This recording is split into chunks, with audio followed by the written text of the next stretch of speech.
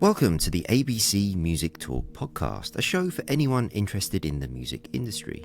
As regular listeners know, I get to interview some fascinating people, and over the next couple of weeks, I'll be making available a two-part interview from Joel Diath, the man who signed The Darkness, Funeral for a Friend, and Get Cape, Wear Cape, Fly.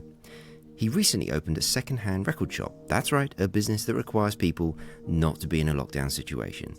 Want to find out how he navigated through that? Also, would you like to hear one of the most honest and open stories about life inside the music industry? Well, presumably that's why you're here. So for now, take a listen to a few choice moments from that interview. Enjoy.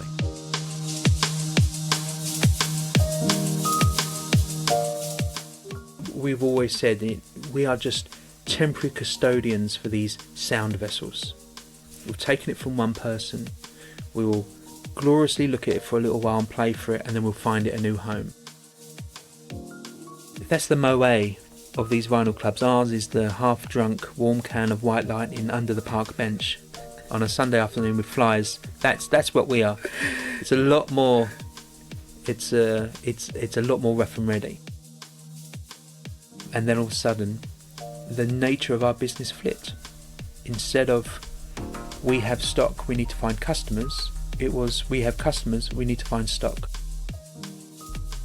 And then the whole new experience, which is then them receiving their packages, them tweeting about them, and then the interaction.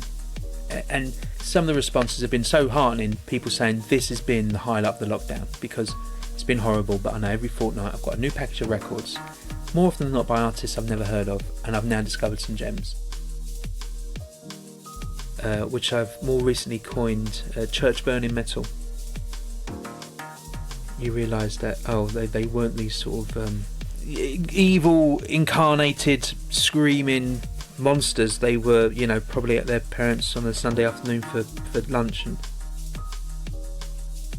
I am floored when I hear a band for the first time and they stir something inside that were a completely new name to me. It just gets me excited. I feel like an explorer. I feel like an archaeologist. Tribalism, and that poses a new challenge for artists trying to break, because artists could rely on those tribes to break. New band, get featured in the magazine, you know who your readers are, they like this thing, and then they can break through those ranks. Do the press packs, do the photocopying, send out the post. So it never felt like, wow, I'm an A&R guy. It was like I did all those menial jobs that you do at record labels, and then I went to loads of gigs, and I'd tell someone at work who I saw if I thought they were good or not. With Corda Marshall and Max Lusardo and Stuart Camp, manager of Ed Sheeran, who was one of the marketing managers at Infectious. I still sit a little uneasy and uncomfortable with thinking I signed The Darkness.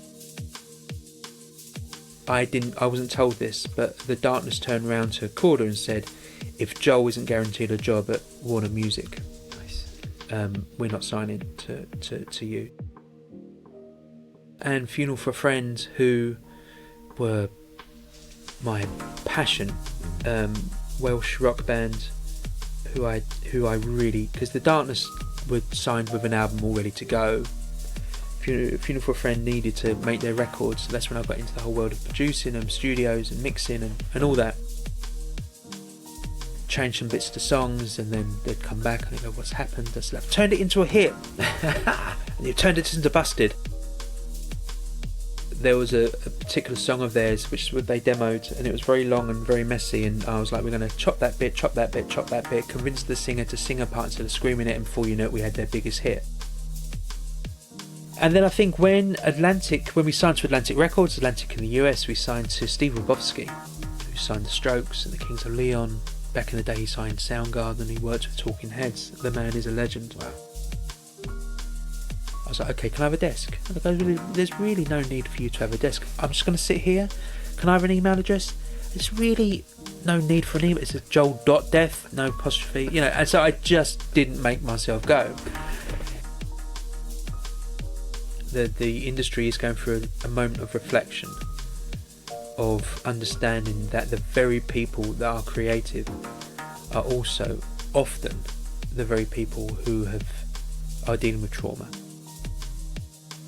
I'm the omelette, you know, I can't separate the egg now.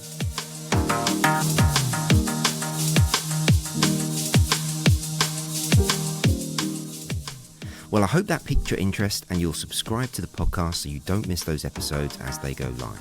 As a reminder, tune into my socials, which are at Alex Branson on both Twitter and Instagram, as well as joining the Facebook page, a link to which is in the show notes, along with one for the incredible audio assassins who are responsible for the amazing music branding for the show. Thank you for listening.